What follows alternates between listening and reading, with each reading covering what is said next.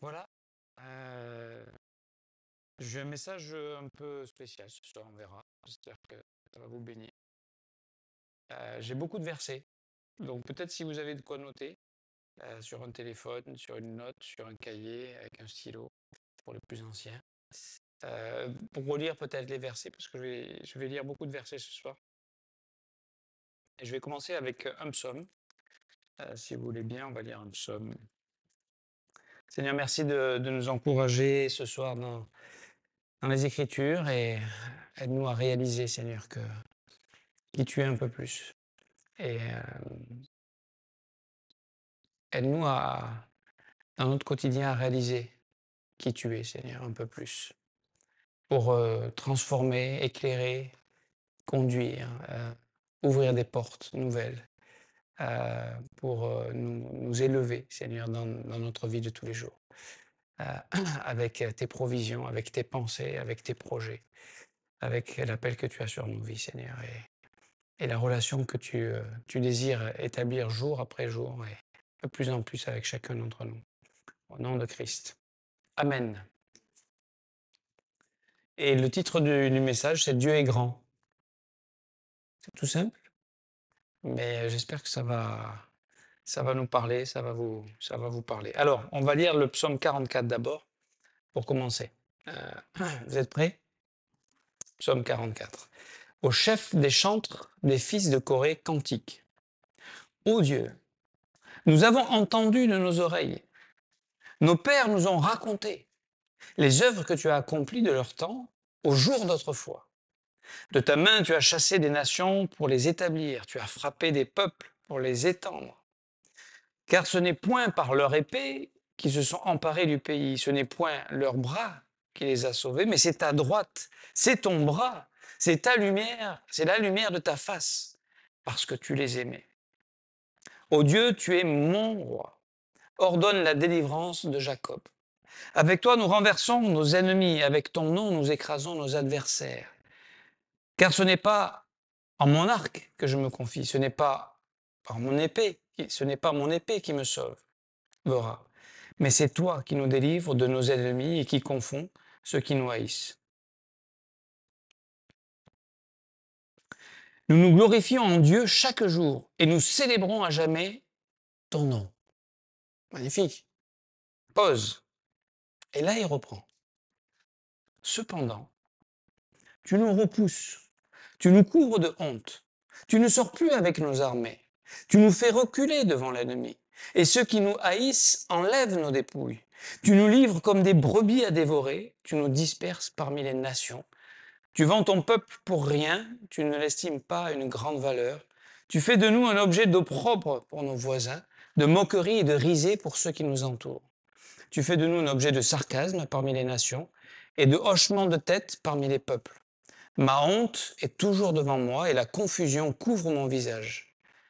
À la voix de celui qui m'insulte et m'outrage, à la vue de l'ennemi et du vindicatif, tout cela nous arrive sans que nous t'ayons oublié, sans que nous ayons violé ton alliance.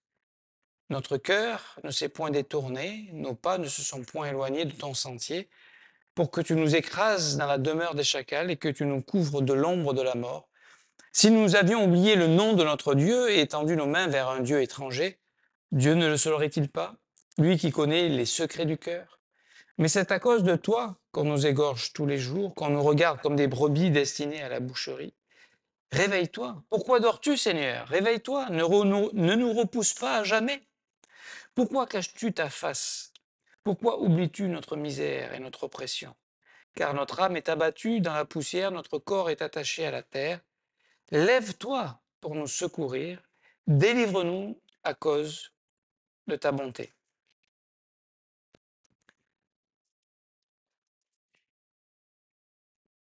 C'est intéressant comme somme, comme lecture, comme parole de Dieu pour nous, pour notre réalité, pour notre quotidien. Et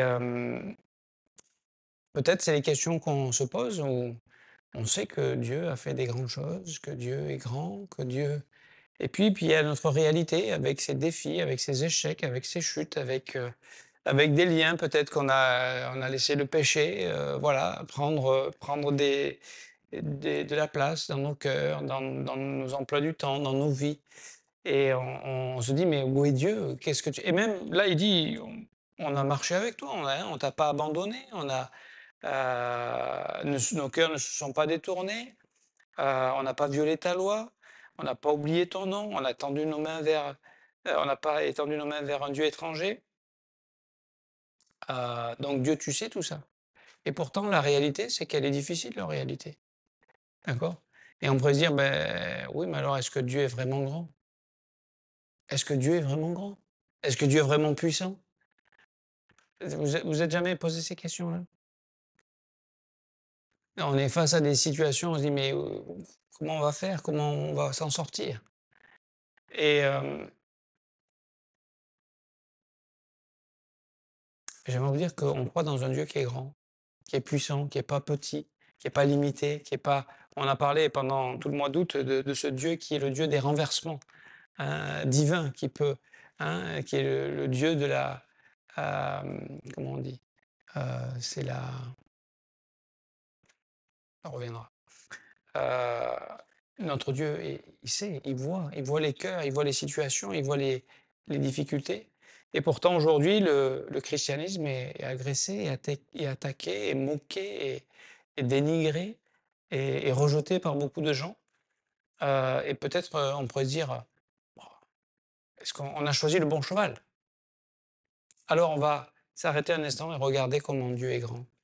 Et j'aimerais nous encourager dans notre foi, chacun dans notre marche, parce que c'est ce que notre victoire vient de notre foi, hein, dans Jean chapitre 5 et verset 3.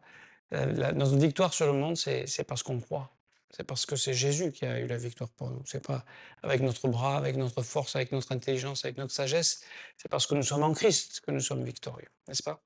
Même si aujourd'hui, peut-être, on peut être confronté à des difficultés, à des oppositions. Alors Dieu est grand. D'abord, il est bien plus grand que nous. C'est Job 33, verset 12. Et c'est Élie qui dit: «Je te répondrai qu'en cela tu n'as pas raison». Et il répond à Job: «Car Dieu est plus grand que l'homme». Dieu, il est plus grand que l'homme, mais bien plus grand que l'homme. Et Psaume 95, verset 3: «Car l'Éternel est un grand Dieu. Il est un grand roi au-dessus de tous les dieux». Pas simplement il est plus grand que les hommes, mais de tous les dieux inventés par les hommes, de toutes les idoles inventées par les hommes. Qui n'existent pas. Mais pour les gens, ils existent, n'est-ce pas? Ils ont des pouvoirs, hein, le panthéon des dieux là, grecs, romains, Dieu est bien plus grand. Tout ça, c'est des créations humaines. Psaume 104, verset 1: «Mon âme bénit l'Éternel mon Dieu, tu es infiniment grand. Tu es revêtu d'éclat et de magnificence». Non seulement il est plus grand que l'homme, plus grand que tous les dieux, mais il est infiniment grand. La grandeur de Dieu ne peut même pas se mesurer. On n'a pas les moyens vous savez, on a inventé des distances de longueur, on a inventé pour mesurer les choses. Alors, le mètre, c'est à notre disposition parce que ça, c'est des choses qu'on comprend.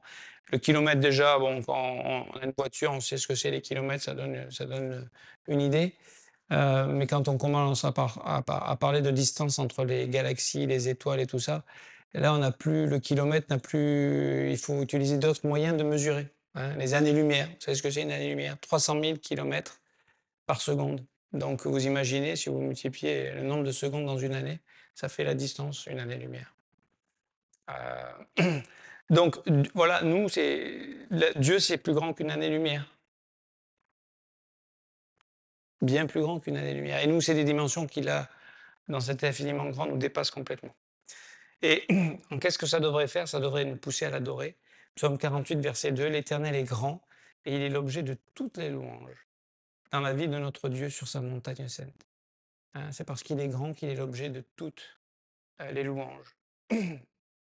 Donc n'arrêtons pas de louer Dieu et merci beaucoup pour la louange ce soir encore, pour l'investissement, le travail, les répétitions et la qualité, pas simplement musicale, mais la qualité de vos cœurs qui adorent Dieu. Et on n'est pas là juste pour faire, un spectacle, hein. On n'est pas là pour faire, dans certaines églises, c'est ça, hein, c'est comme un concert.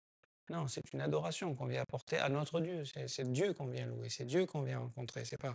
Alors, on essaie de le faire le mieux qu'on peut, mais on ne recherche pas cette perfection humaine. On recherche la présence de Dieu et adorer vraiment Dieu. Il est grand, on va le voir, il est grand dans sa personne, il est grand dans son nom, il est grand dans ses pensées, il est grand dans ses œuvres. Vous êtes prêts pour quelques versets là? Là, on va parler du caractère de Dieu, la personne de Dieu. Notre Dieu, notre Seigneur est grand, puissant par sa force, son intelligence n'a point de limite. Donc, dans sa personne, il a une intelligence sans limite. Et c'était le psaume 147, verset 5. Dans Isaïe 28, 29, cela aussi vient de l'Éternel des armées, admirable, et son conseil est grande et sa sagesse. Alors, on a un Dieu intelligent, on a un Dieu sage, ça c'est sa personne. Et pas simplement sans limite, hein, mais dans sa sagesse et dans son intelligence, et aussi dans sa bonté. Psaume 69, verset 14. Mais je t'adresse ma prière, ô Éternel, que ce soit le temps favorable, ô Dieu, par ta grande bonté. Réponds-moi en m'assurant ton secours. La bonté de Dieu, la grande bonté de Dieu. C'est pas juste Dieu est bon, il est grandement bon. Psaume 86, 13, car ta bonté est grande envers moi. Et c'est une bonté qui est personnelle, qui s'adresse à chacun d'entre nous. Elle n'est pas, ah oui, c'est la bonté pour eux, mais pas pour moi. Non, non. Et Dieu, hein, car ta bonté est grande envers moi et tu délivres mon âme du séjour profond des morts. Ésaïe 63, verset 7, je dirai sa grande bonté envers la maison d'Israël, car il a traité selon ses compassions. Il l'a traité selon ses compassions et la richesse de son amour. Voilà la grande bonté envers Israël. La grande bonté envers ses enfants, envers son peuple. Sa miséricorde aussi est grande. Psaume 51, verset 3. Ô Dieu, aie pitié de moi dans ta bonté, selon ta grande miséricorde, efface mes transgressions. Donc tout est grand en Dieu. Tous ses attributs sont grands. Sa bonté est grande. Vous savez, les compassions de Dieu, quand il est dit dans Lamentation chapitre 3, qu'elles se renouvellent chaque matin. C'est pas un stock de compassion où on pioche dedans et puis à bout d'un moment, peut-être il n'y aura plus de compassion parce qu'on a épuisé le stock. Hein. Non, ça se renouvelle. C'est nouveau chaque jour. Et on en a besoin. Vous savez pourquoi on a besoin de ça? Parce que chaque jour, on a besoin des compassions de Dieu. On a besoin de cette grande miséricorde, on a besoin de cette grande bonté, on a besoin de ce grand Dieu qui nous accompagne. Il est grand dans sa fidélité aussi, Néhémie 1,5. Et je dis ô Éternel, Dieu des cieux, Dieu grand et redoutable, toi qui gardes ton alliance et qui fais miséricorde à ceux qui t'aiment et qui observent tes commandements. Euh, donc c'est un Dieu grand et redoutable, mais qui garde son alliance. Lui, il garde son alliance. Hein. Il fait miséricorde envers ceux qui l'aiment. Dieu est grand par son nom aussi. Dans Jérémie chapitre 10, verset 6, nul n'est semblable à toi, ô Éternel. Tu es grand et ton nom est grand par ta puissance. Tu es grand. Son nom est grand. Il est grand par sa puissance. Malachie 1,11. Car depuis le lever du soleil jusqu'à son couchant, mon nom est grand parmi les nations. En tout lieu, on brûle de l'encens en l'honneur de mon nom. Et l'on présente des offrandes pures, car grand est mon nom parmi les nations, dit l'Éternel des armées. C'est lui qui le dit. C'est lui qui le dit. Son nom est grand. Sa personne, son caractère, sa nature. Dieu est grand. Et lui-même le proclame qu'il est grand. Et vous savez, dans la dédicace du temple, la prière de Salomon, dans 1 Roi chapitre 8, il y a ce verset qui, je vous en lis quelques-uns, verset 41, car l'étranger qui n'est pas de ton peuple Israël viendra d'un pays lointain à cause de ton nom. Car on saura que ton nom est grand, ta main forte et ton bras étendu. Quand il viendra prier dans cette maison, exauce-le des cieux, du lieu de ta demeure, et accorde à cet étranger tout ce qu'il te demandera. Le nom de Dieu est grand. Et il est connu parmi les nations. Il est proclamé parmi les nations. Et c'est à nous de témoigner de la grandeur du nom de Dieu. Donc, déjà de le croire.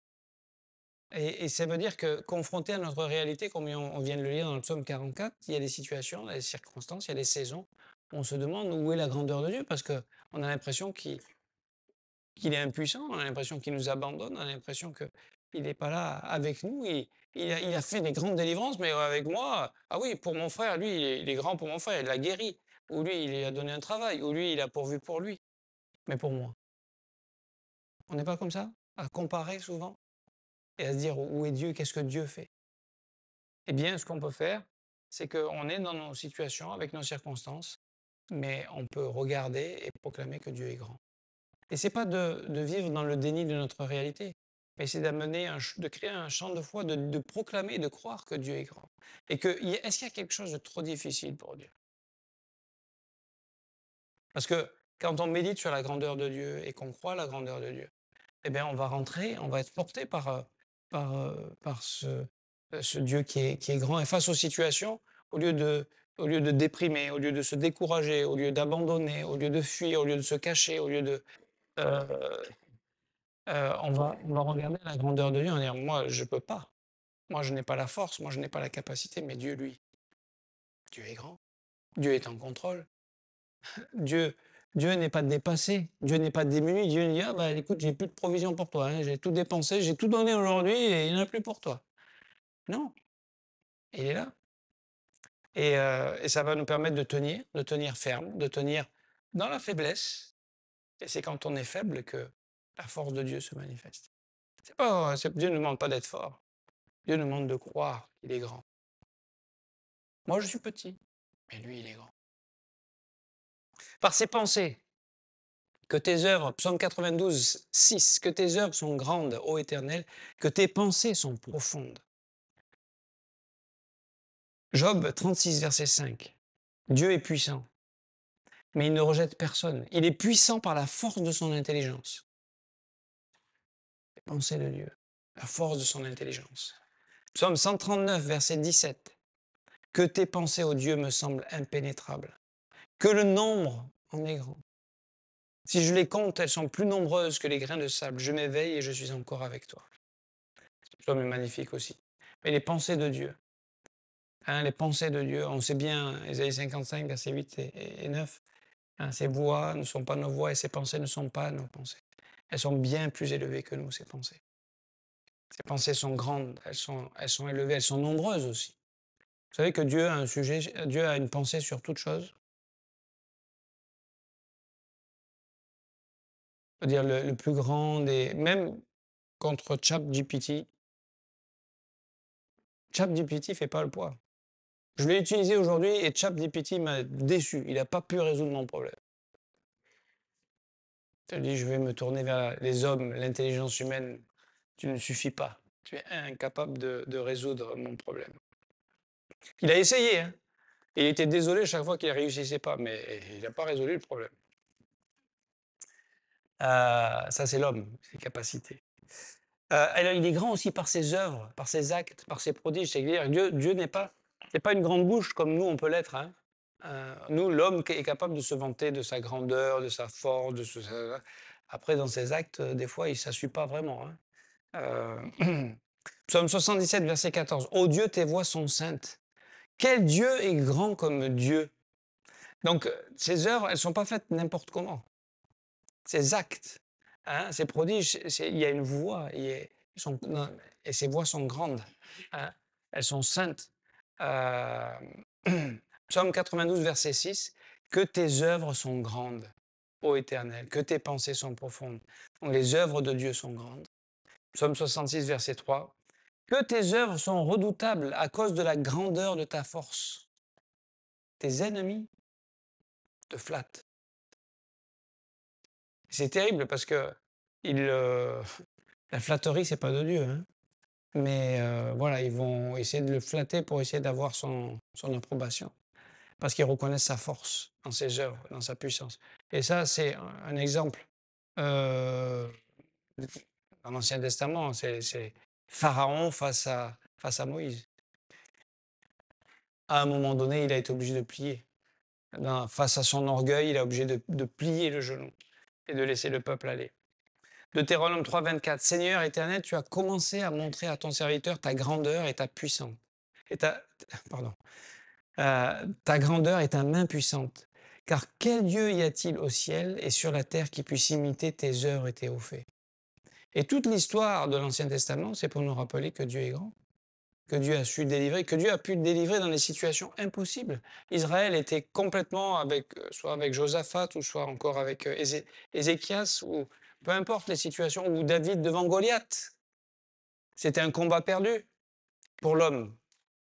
Sauf qu'il y avait Dieu qui combattait.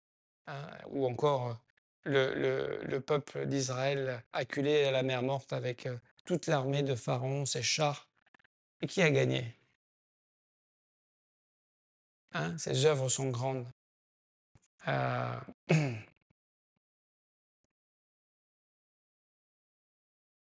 Regardez bien, Job 37, verset 5. Dieu tonne avec sa voix d'une manière merveilleuse. Il fait de grandes choses que nous ne comprenons pas. Quelquefois, on a du mal à comprendre ce que Dieu fait. C'est la grandeur de Dieu dans ce qu'il fait.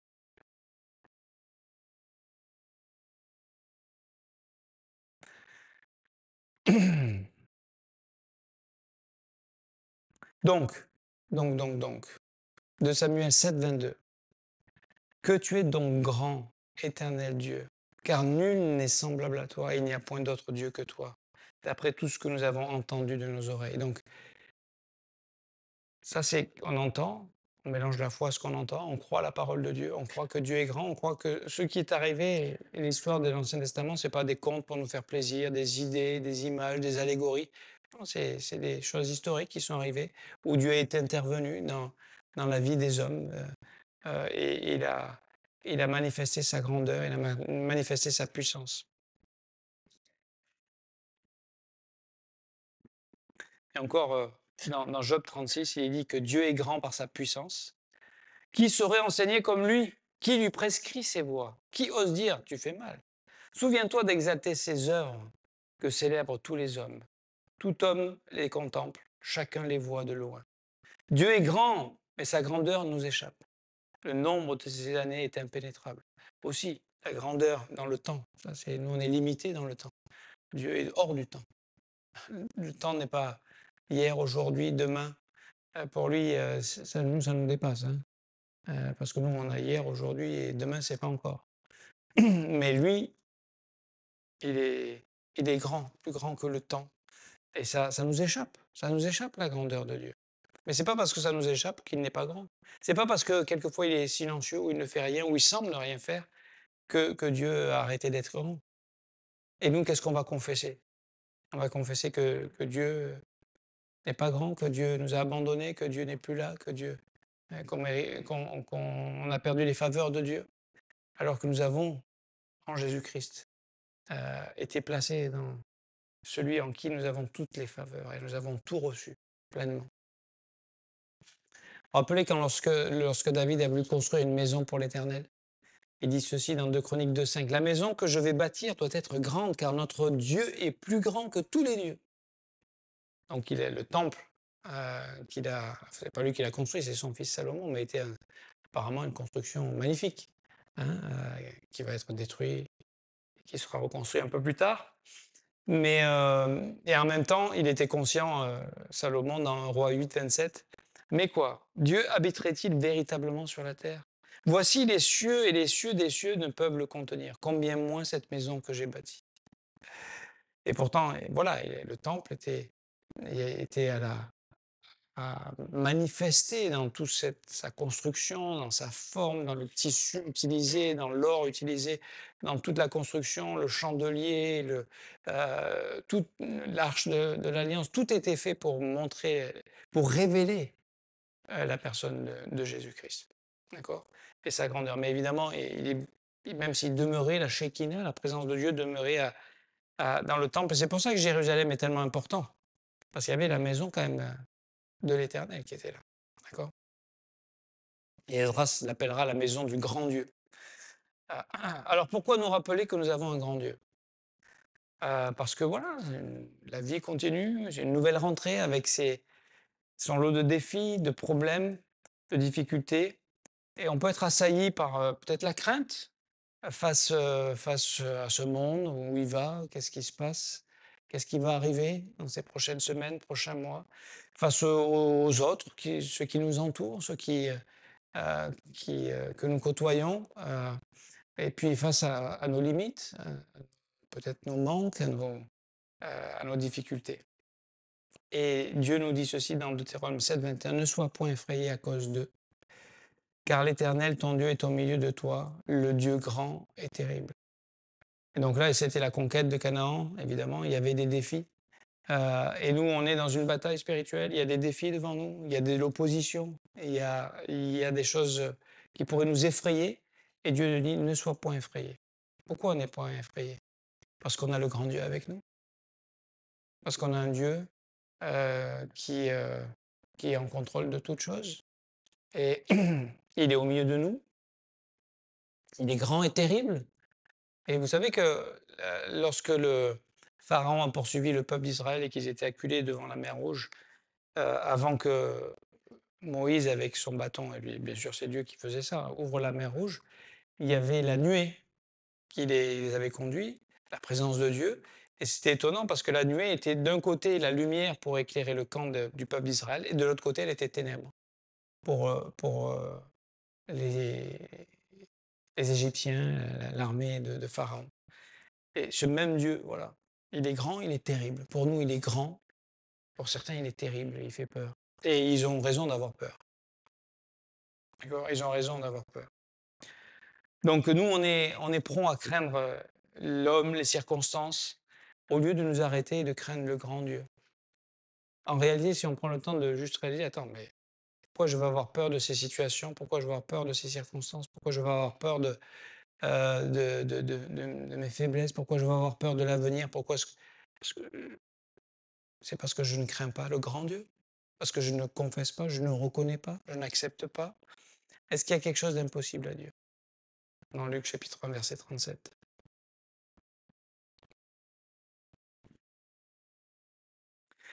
Jérémie 32, 17: «Ah! Seigneur éternel, voici tu as fait les cieux et la terre par ta grande puissance et par ton bras étendu. Rien n'est étonnant de ta part.» Est-ce qu'il y a quelque chose d'étonnant? Est-ce qu'il y a quelque chose de trop difficile pour Dieu? Est-ce que oui, non, c'est sûr, pour Dieu, il est grand, il peut tout faire, mais là, ma situation, quand même, et Dieu est pas assez grand. Dieu peut pas intervenir dans ma vie, là. C'est trop compliqué, c'est trop difficile, je suis allé trop loin, j'ai pas fait ce qu'il fallait, enfin, tout ce qu'on peut raisonner, tout ce qu'on peut penser, au lieu de dire: «Bah, Dieu, tu es grand, tu es souverain sur ça.» D'accord? Est-ce qu'on peut changer le passé? On ne peut pas changer le passé, mais il est couvert, il a été couvert par le sang, n'est-ce pas? Le sang de l'agneau, et on vit plus dans la culpabilité du passé, on vit plus dans la condamnation, on vit dans la liberté des enfants de Dieu, avec un Dieu qui est pour nous, qui est avec nous. Et peut-être, quand on l'idée, c'est en fait, c'est de s'encourager et de s'exhorter à reconnaître la grandeur de Dieu. Au lieu de confesser et d'avoir il y a des gens comme ça, et des fois on peut l'être, malheureusement, mais et quand on parle, on voit que le négatif. On voit que les problèmes. Dès qu'on ouvre la bouche, il y a un problème au travail, il y a un problème à la maison, il y a un problème à l'école, il y a un problème à la voiture, il y a un problème, aux toilettes, il y a un problème partout, tout le temps, il y a que des problèmes, et tout est négatif, et tout est, on s'enterre avec cette négativité. Oui, il y a des problèmes, bien sûr, c'est la vie, c'est dans un monde de péché. OK, mais on n'a pas un grand Dieu avec nous? On n'a pas un grand Dieu? Et est-ce qu'on va pas s'attendre à un grand Dieu dans notre vie? Et on va pas chercher on va pas, contempler le grand Dieu et trouver en lui les provisions pour ne pas être enfermé dans cet esprit de défaite, de découragement, d'abattement? Parce que, voilà, on reconnaît que le et regardez ce psaume 40, verset 6, on a un chant qui est sur ce verset aussi. Il dit: «Tu as multiplié, Éternel mon Dieu, Tes merveilles et tes desseins en notre faveur. Nul n'est comparable à toi. Je voudrais les publier et les proclamer, mais leur nombre est trop grand pour que je les raconte. Leur nombre est trop grand pour que je les raconte. Et si on commence à reconnaître la grandeur de Dieu, la présence de Dieu, les provisions de Dieu, j'aimerais vous dire, au lieu d'être occupé avec le négatif, on va commencer à être occupé avec les pensées de Dieu. On va commencer à communier avec ce grand Dieu. On va commencer à... face à nos ennemis, qui sont des géants, devant lesquels on devrait fuir, hein, comme devant Goliath, eh bien, on va dire non. Toi, tu viens avec ton épée, ton bâton, ta force, ton intelligence, ta sagesse humaine, et moi, je viens au nom de l'Éternel, du grand Dieu.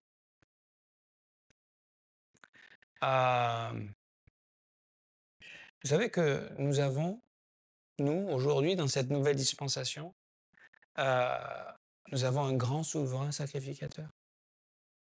Dans Hébreux 4,14, puisque nous avons un grand souverain sacrificateur qui a traversé les cieux, Jésus, le Fils de Dieu, demeurons fermes dans la foi que nous professons. C'est merveilleux ça. On a un souverain sacrificateur, un prêtre, un intermédiaire, un médiateur entre nous et Dieu, à la fois 100% homme et 100% Dieu, et qui intercède pour nous dans Romains chapitre 8 et verset 27, et Hébreux 7, 26 aussi. Il intercède, il est pour nous, et, euh, et il nous présente, il est même notre avocat, il nous défend devant le Père. Voilà, voilà pourquoi on ne craint pas. Voilà pourquoi on ne désespère pas. Voilà pourquoi on n'abandonne pas.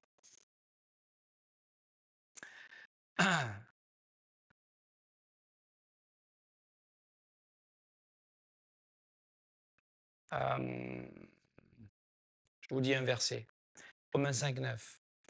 À plus forte raison donc, maintenant que nous sommes justifiés par son sang, serons-nous sauvés par lui de la colère. Une bonne nouvelle. À plus forte raison, Dieu a donné son Fils, mais à plus forte raison, n'est-ce pas? Maintenant qu'on est justifié, est-ce que Dieu va nous abandonner? Est-ce que Dieu va nous rejeter? Est-ce que Dieu va euh, nous laisser... Peut-être qu'on vivra des choses difficiles, mais Dieu est toujours là dans les choses difficiles. Dieu n'a pas promis que la vie serait toujours facile, confortable, agréable, hein. Non, il a même promis qu'on aurait plutôt des persécutions. Donc, il ne faut pas s'en étonner, d'accord? Mais s'il a donné son Fils, à plus forte raison. Si on est enfant de Dieu, à plus forte raison, n'est-ce pas? Maintenant qu'on est justifié par son sang, Dieu a une provision et un secours dans les difficultés. Il les permet. Et dans Romains chapitre 8, il est dit verset 32, lui qui n'a point épargné son propre Fils, mais qui l'a livré pour nous tous, comment ne nous donnera-t-il pas aussi toutes choses avec lui? Ce Dieu qui intercède, est-ce qu'on ne peut pas lui demander? Est-ce qu'on ne peut pas s'appuyer sur lui? Est-ce qu'on ne peut pas lui faire confiance? Bien sûr. Et j'aimerais vous dire qu'il est aussi présenté en Hébreux 13, 20 comme le grand pasteur des brebis. Ce n'est pas juste un berger, c'est le grand berger. C'est le berger des bergers, hein, c'est le grand berger, le grand pasteur des brebis. Et ça veut dire qu'il est capable de nous conduire, c'est qu'il est capable de nous amener à bon port. Et c'est ce qu'il va faire. Il va nous conduire à bon port. Et la fin du verset dit, donc je vous lis le verset, Hébreux 13, 20, que le Dieu de paix qui a ramené d'entre les morts le grand pasteur des brebis par le sang d'une alliance éternelle, notre Seigneur Jésus, vous rende capable de toute bonne œuvre pour l'accomplissement de sa volonté, et fasse en vous ce qui lui est agréable par Jésus-Christ. Et donc voilà, Dieu est à l'œuvre en nous, à travers nous. C'est lui qui va nous rendre capables pour les bonnes œuvres, pour l'accomplissement de sa volonté. Et j'aimerais vous dire que Dieu est en train de nous conduire pour faire sa volonté, et pas forcément la nôtre. Et des fois, il y a un combat, il y a une lutte vis-à-vis de ça. Il nous a donné un grand salut dans Hébreux chapitre 2, verset 3, un si grand salut. Donc nous avons un grand souverain sacrificateur, un grand berger, un grand salut. Donc ne craignons pas.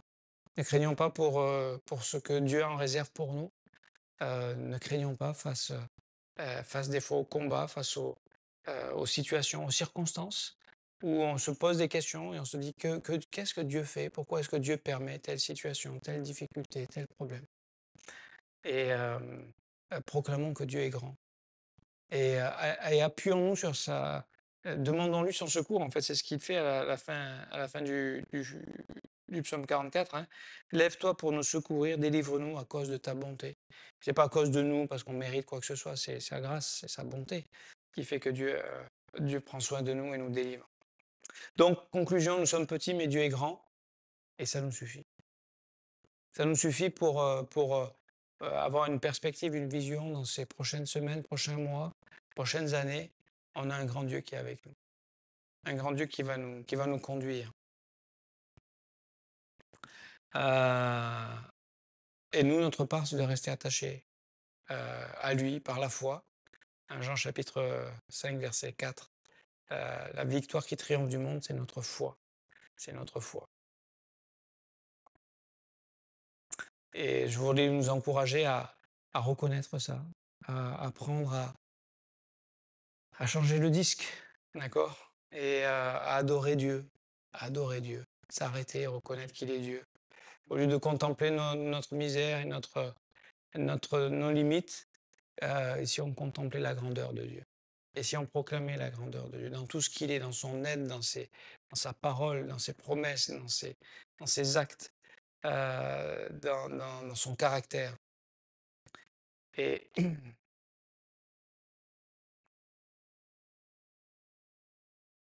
j'aimerais vous dire, c'est pas ce qui nous arrivera demain.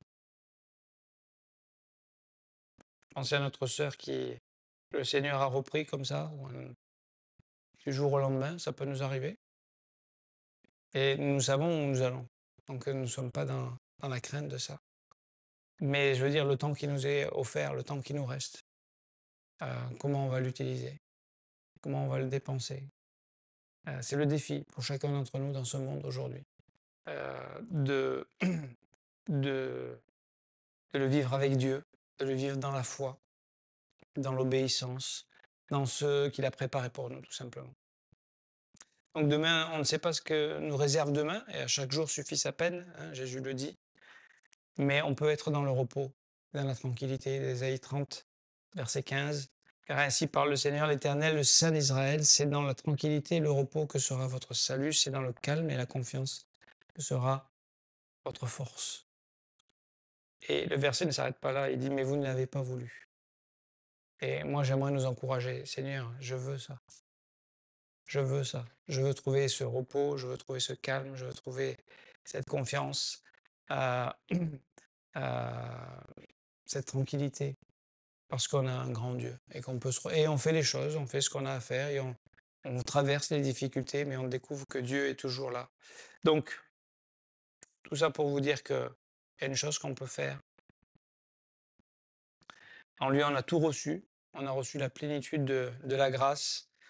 On a reçu grâce sur grâce. Dans Jean 1 et dans Éphésiens 1, on a tout. On a été bénis de toute bénédiction spirituelle. Et donc, on a un grand Dieu. On a un grand avenir. On a une grande assurance. On a un grand salut. On a un grand sacrificateur, on a un grand berger, et on a un grand appel sur chacun d'entre nous. Et donc, on peut faire cette chose face aux difficultés, face au découragement. Dans 1 Pierre 5,7, il est dit « Déchargez-vous sur lui de tous vos soucis, car lui-même prend soin de vous. » Ou on pourrait traduire aussi « car lui-même se soucie de vous ». On a un Dieu assez grand, capable de se soucier de chacun de ses enfants. Nous faisons partie. Et je voulais nous exhorter, voilà, pour cette rentrée, à se rappeler qu'on a un grand Dieu. Et on a tous des grands défis devant nous. D'accord? Et c'est parce qu'on a ce grand Dieu avec nous. On va avancer, on va rester dans le calme et la confiance, dans la tranquillité et le repos. Parce qu'on va s'appuyer, pas sur nos forces, on va pas s'appuyer sur notre intelligence, mais sur ce grand Dieu que nous avons et qui a choisi de marcher à nos côtés. Que Dieu vous bénisse.